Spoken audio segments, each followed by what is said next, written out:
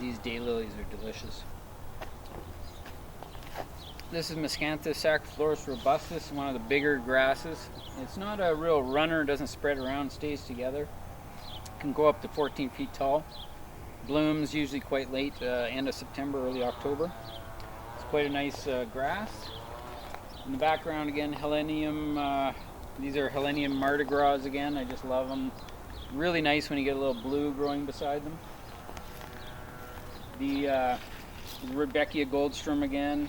Goldsturm, very nice plant. These are the Morden Sunrise, or Sunset, I mean. Morden Sunset, I always get the two confused. You can see it's just finished its first bloom, so you can deadhead these if you like to. I just kind of let them go and let them keep blooming. So here's the finished bloom, and look at the buds are coming right away.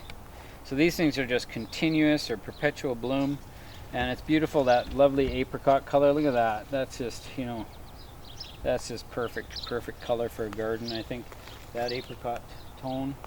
So this is one of the best roses. You can see this one, I didn't prune it much this year. It's about 5 feet high. Well, let's check this second. Oh, 6 feet high, I mean.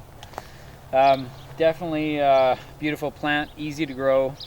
It's not really in a situation where it's really rich or anything here. It's pretty tough, and winters don't even affect it. So it's a great plant, super hardy. You know, they're growing in Morden, Manitoba, so they got to be good.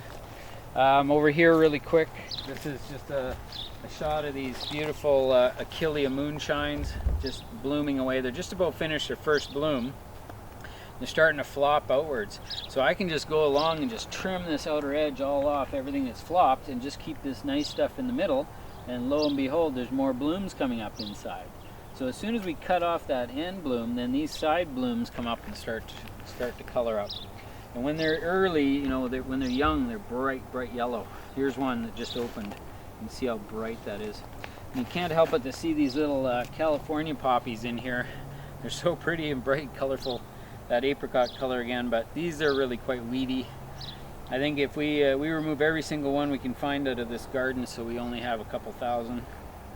So if we stay on top of it, we hope to keep it down to that like 1,000. But good luck, there's another batch there in the background just about to go to seed. So that's the way it goes with California poppies. They just spread around all over the place. I guess they think I guess they really like it here. So that's basically it for today. Thanks very much for tuning in and having a walk in the garden today.